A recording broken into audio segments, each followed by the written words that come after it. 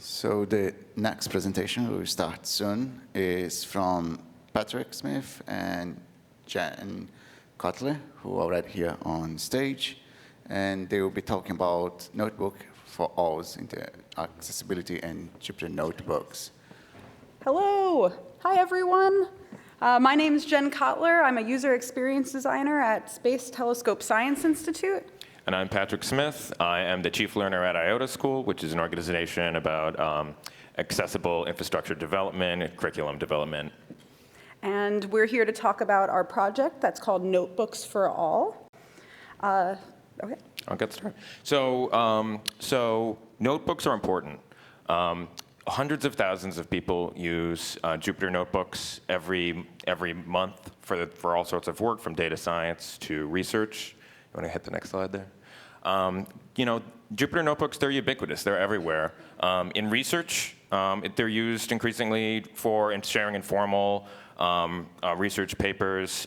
We've even heard a few talks while here today that people are using them now to publish papers more formally. In industry, you find them everywhere. It used to be just visualization and data science stuff, but really now people are using them for all sorts of infrastructure. You'll find them all in industry pretty ubiquitously. And I'm a teacher. Python is kind of almost finished, displacing Java as the first programming language that people learn. And pretty commonly, Jupyter Notebooks are the environment that people are exposed to first thing when they learn programming, when they do their first Hello World. And in 2017, ACM gave Jupyter Notebooks the Software System Award, which, this is something that essentially acknowledges that Jupyter Notebooks are as important infrastructure as Unix or Git or something like that. So really a de facto standard.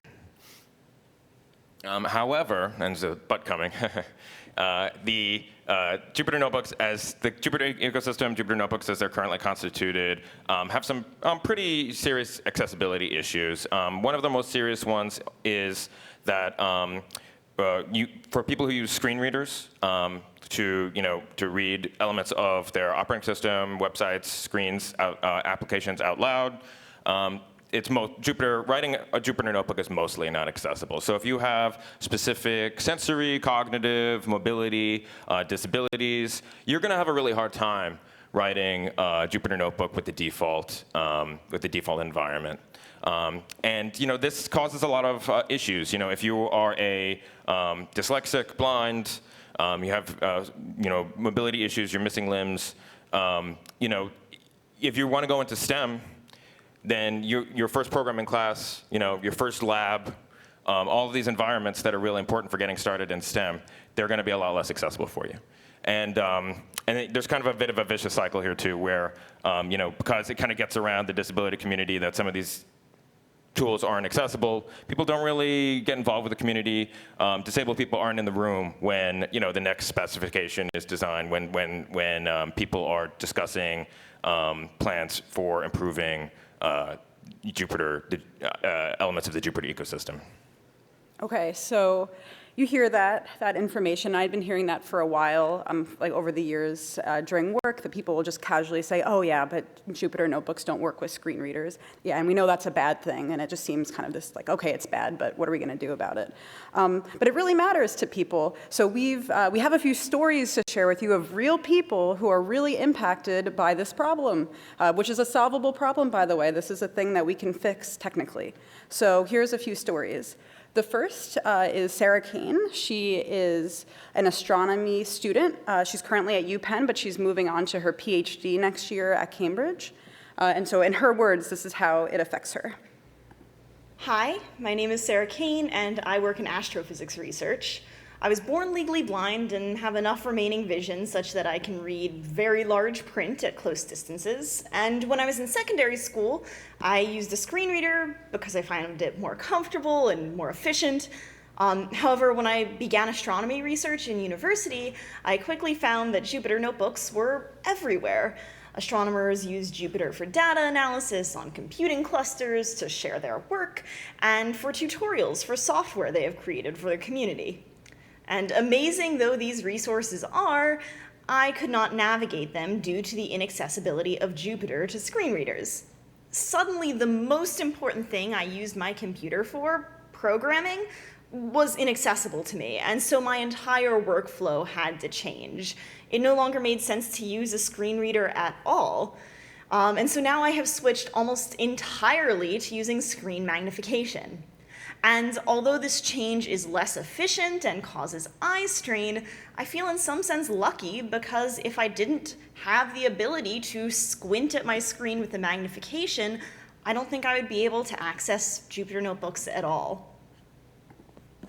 And so this is an example of someone who is blind but has some vision. We've also talked to people who have no vision at all, and they must use a screen reader. That's the only option that they have to access Jupyter. So this is Beth Fogel-Hatch. She is an analyst for the federal government. She's my neighbor. She lives in Baltimore with me. Super nice lady.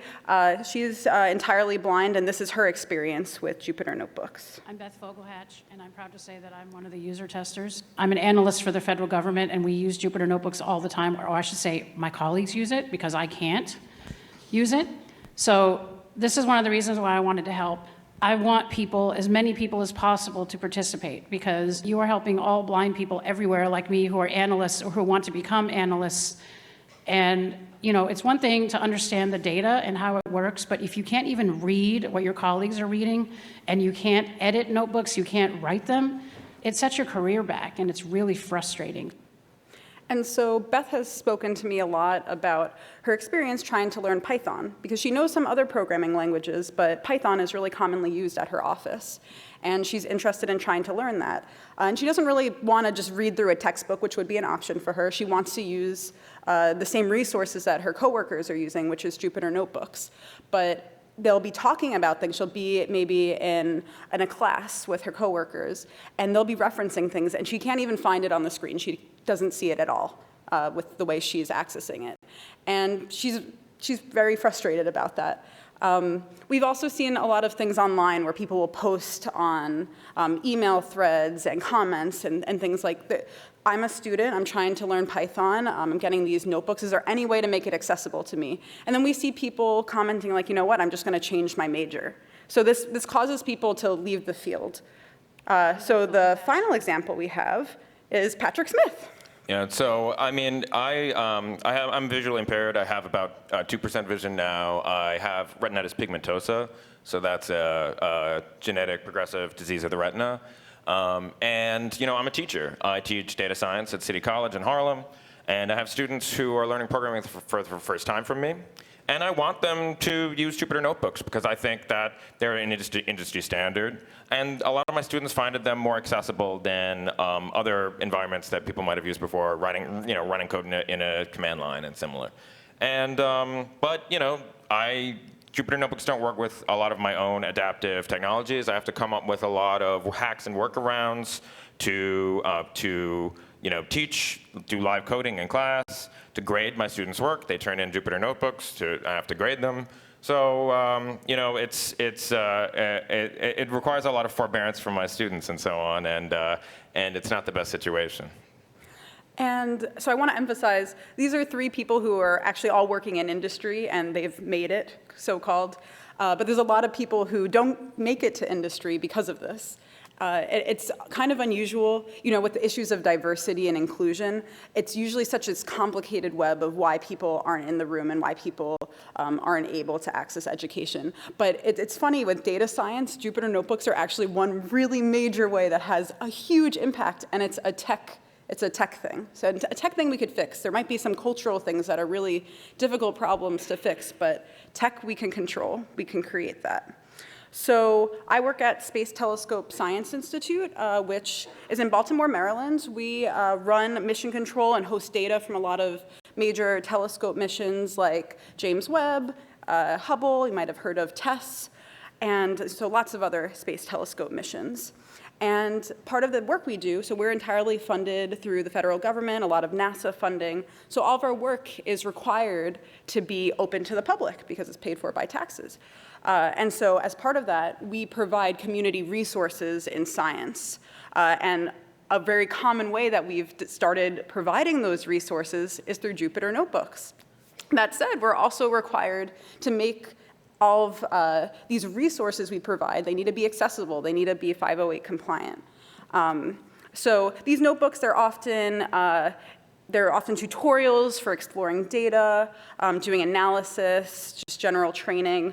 And we have a few different ways of sharing them. We sometimes share the editable files. We also export them as web pages through Jupyter Book or NBConvert.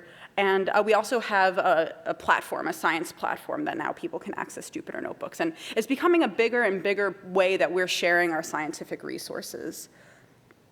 Okay, so exported notebooks. Yeah, so one of the main ways that Space Telescope Science Institute shares its research is to export notebooks to HTML and then put those online. And so our Astronomy Notebooks For All initiative this year has been very focused on this output format. So currently, HTML exports are one of the more accessible ways to access information from a Jupyter Notebook. You can, right now, use a screen reader and access that information. It's available to you. It's not completely broken or anything like that. However, the experience could very much be improved. And so, for example, when you access a HTML export currently, you do not. It's not really possible to navigate among cells, like cell by cell, and that's essentially that's kind of one of the fundamental. That's the fundamental element of a Jupyter Notebook, right? Is the cells, and so you'd kind of like to be able to navigate cell by cell semantically. And similarly, a distinction between inputs and outputs is not necessarily clear. And it's one thing if you're an expert, you already kind of know what's code, what's output. But especially if you're learning, especially if you're coming back to Jupyter Notebooks, after a while, it may be very difficult for you to figure out what you're actually reading, like what is code, what is output, what is data. Additionally, there's also some issues we've sort of discovered in our testing, which is related to contrast and text highlighting, so things that are relevant to people with low vision. Okay, so that brings us to our project. This is why we're here, right? That's the background and the purpose. So how are we trying to solve this issue? This is our GitHub, Astronomy Notebooks For All, you could find it. So we're funded through Space Telescope Science Institute. We have a grant to work on this. We've been working on it the past year. And our goals have been to focus on the HTML outputs first before we start working on the editor. We want to work on the editor in the future. But we want to improve the accessibility of these HTML outputs for the Space Telescope notebooks. We want to make these upgrades and changes based on usability testing with affected communities. So we ran a lot of usability tests with disabled developers and scientists to get their feedback, then make some updates, and then test those updates with them again. And then the eventual goal will be to upstream those improvements both within Space Telescope, but then also to the wider Jupyter infrastructure and community. That's something we haven't been able to do yet, but we're looking to do that, and that's part of why we're here. We're hoping that some folks in the audience might have the expertise and knowledge to help us send these improvements that we've been making and this research we've been doing and share it more widely. Also, we've been running some community events to share information about accessibility in STEM and the sciences. So this graph describes the workflow we've been doing as a project. We start by defining the questions. We'll look through Jupyter Notebooks, some example notebooks from Space Telescope, and see what type of content, what type of navigation, what are the questions we have about how someone might use this if they're using a screen reader or magnification or a braille reader. So then we write a usability testing script, and then we have one-on-one meetings, one-on-one user feedback meetings with affected communities. So blind astronomers, so Sarah Kane and Beth Vogel-Hatch were both part of that. We also have other people as well that we've reached out to and met with. Then, after we spend a lot of time talking to them and getting their feedback, seeing where they're struggling to navigate and read things in the notebook, we have all these notes. We've watched the issues, so now we distill them into results. Some of those results end up as tickets. And then we build solutions based on those issues. So that could be a code, that could be a development solution, but that also could be a style guide or an authoring checklist, which is something we've made. And then we do that cycle again. So then after we've made those solutions, we try to do a test on another notebook, and we go through that cycle. So we've done that cycle twice, and we're preparing for a third cycle of feedback. And then the thing I didn't mention is the upstreaming. So eventually you have all these solutions, right? But you want to share it with the wider community so it becomes a standard and everyone gets the benefit of that. So that is a future thing we want to do. In order to do this, we had an interdisciplinary team. It's a very user-centered. We really wanted to center disabled people in the design process, and so it's a user-centered focus. There's me and Patrick. And we have Isabella Persetto-Floyd, Tony Fast, and Eric Tellerud. We have multiple disabled people who have vision impairments and neurodiversity. We have various people like that working on the team. And then, of course, the usability testers also. So we really care about centering disabled people in this process. And we need people of all sorts of backgrounds, design, accessibility, science, astronomy, coding, advocacy, and community building. All of this is necessary to improve this problem. Okay, so I was talking about usability tests. So here's the two that we did. This QR code will bring you to our testing script, and we also have the results. So that test was all about the structure and navigation of a notebook. So we tested things like how to open it. Can you navigate between different cells? Can you navigate through a data table? Can you find a specific piece of content on the page? And then we found certain issues based on that, and you could see it yourself. We have it all written up in our GitHub. The second test was all about content. So then we zoomed in and focused on different types of outputs that a notebook might have inside of them. So things like images, plots, graphs, videos, the cells themselves. Can you tell if it's a code cell versus a markdown cell? Can you find errors within an output? And the answer is no, actually. It's only color that demarcates an error. So things like that. And we're actually currently writing up that right now, so it's not online yet, but it will be soon. And okay, so then we had some technical considerations. Yeah, so a couple of really interesting technical considerations have come out of all the work that we've done with testing and development. And I have to shout out Tony Fast here, who's our science, developer and scientist on the project. So one of the things Tony's created is a flag system. So essentially, you can make changes and then set them to a flag, so you can turn things on and off and kind of it's kind of like, if you go to the eye doctor and you do like, does this look better? Does this look better? You can try all those things out in the context of a test. We've also run into some really interesting, kind of almost like philosophical questions around the semantics of a notebook, because when Tim Berners-Lee created the web, it's constructed as a document metaphor, and then we've sort of on top of that added apps, right? But what is a notebook exactly? It's kind of an app. It's kind of a document, and there aren't really like native semantic elements that exist. Like, is a notebook a form? Are things tables? And we've been experimenting with different ways to conceive of the notebook semantically and fit the notebook into that paradigm. And then finally, what's that last one? Author freedom. Oh, yes, of course. So one major consideration is that, in our usability tests, we often find that there's certain accessibility expectations. For example, WCAG says that you should have only one H1 top-level heading on the page, for example. But where do you kind of try to insert yourself to encourage authors to do authoring that is accessible, that follows guidelines that sort of help people. You don't want to take too much freedom away from people when they're writing Markdown, when they're writing their code. But how do you kind of nudge or encourage people to author notebooks more accessibly? So from all of the work we've been doing, we've created several resources, and I really encourage you to take a look at the GitHub repo and our website. We have an accessible notebook authoring checklist, so these are things that authors can do to make their HTML outputs more accessible. We have the scripts and our write-ups from each of the usability tests, and we have newly out an example notebook that has alternate HTML semantics. We haven't done testing on that yet, but we're curious. We have a good feeling that that'll be very helpful, that it'll be more accessible. So also we ran a lot of community events as part of this project. So the first one we did on March 10th, and that was the Accessible Notebooks Hackathon, and this was a remote event, and it was about a half day. And we invited people to come to the event, to bring their own notebooks from their own organizations that they've created.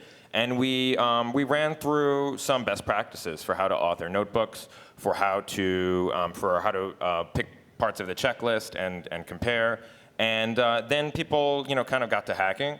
And they did an accessibility evaluation of their own organization's notebook, or in some cases, one of the provided Space Telescope Science Institute notebooks. And they, came back with a lot of interesting things, and a lot of similar feedback from different organizations, from different notebooks. And then on the April 13th, so pretty recently, we convened in Space Telescope Science Institute HQ in Baltimore, and we had a day of accessibility. So this was a day that was highlighting some of the challenges faced by people with disabilities in STEM, but also some of the projects that are on, and also astronomy in particular, and highlighting some of the projects that are working toward making things a little more accessible. So for example, we had our own Tony Fast and Isabella Presida Freud speak about Notebooks for All, our project, but we also had Scott Fleming, an astronomer. Jenn works on this project too. Astronify, which is a library for sonification in notebooks. We had Joshua Mile, who recently got a MacArthur Fellowship, and he is a blind technologist who's worked on some really amazing projects, like, for example, creating tactile maps of the entire Bay Area rapid transit system out west in the United States. Which is a huge undertaking, even including the platforms and everything like that. So he's a really cool technologist, an example of someone who can really succeed in STEM besides barriers. Screen readers didn't even exist when he got started. So, and of course, we also did a teaching people how to use a screen reader workshop. So I led that, and it's kind of fun. It's chaos. Everyone has a device in front of them that's just talking nonstop. So it's kind of a fun workshop. So that brings us to where we're up to right now in the project, but we want to continue working on this, and we plan to apply for more funding in September. So what does the future hold? Our next steps are to write up the results we have and make sure all of the resources we've created are accessible online. We want to do more code fixes. We have a lot of open issues, and not all of them have been addressed. And with that, we're actually really open to collaboration. So if you work for a place that allows you to spend some of your time to work on projects like this, and if it's relevant to you, we would really like you to reach out to us. We also are applying for more funding, like I said, so potentially we can pay folks to help us work on this if they have the right skill set. We're specifically looking for developers who are accessibility aware, and they know how to upstream. That's what we're looking for help with. So to end, we want you to get involved. Here is, again, a link to our GitHub. Please check it out. And if you want, I just started a mailing list last week, so I've not sent anything out yet, but this is a link to email me, and I will add you to it if you send me an email. Yeah, and I'll just say, it's difficult to be someone with a person with disabilities, and stand in front of your boss or stand in front of your teacher and tell them, I can't use this tool that everyone else is using. I've been there. It's very challenging for people and discouraging, but I do think, there's movement toward solving this problem technically, and if you're interested in collaborating with us, reach out. If your organization, you think that they would be interested in helping to solve this major issue, reach out to us. Yes, because we're all developers and designers, right? We can actually make the change to fix this problem. So thank you very much.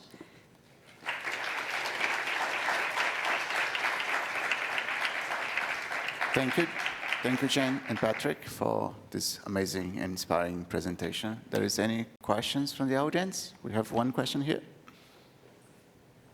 Hi, and thank you for the work. As I get older and I feel challenges increase, I have a lot of sympathy for those who have dealt with more challenges their entire lives. So when your statement about the document and the aspect of the structure of the document, do you think that there is a potential for best practices and recommendations that we could percolate out to all authors of notebooks in terms of content structure aimed at clarifying how you present your thought process through the use of headings and stuff that would dovetail with the needs for screen readers and other tools to interpret the documents in a way that is navigable. And your statement about the challenge of a notebook, particularly being often a linear code execution, broken out into sections, is also a challenge. So thank you. Yeah, of course. I mean, so this is something I teach my students when they're learning data science. And it's actually, I think, the idea of like nested headings, like even a tree structure is often something a little that people getting started with notebooks are pretty unfamiliar with. And how to lay things out semantically. It's actually pretty challenging even for working professionals who've used notebooks for a long time.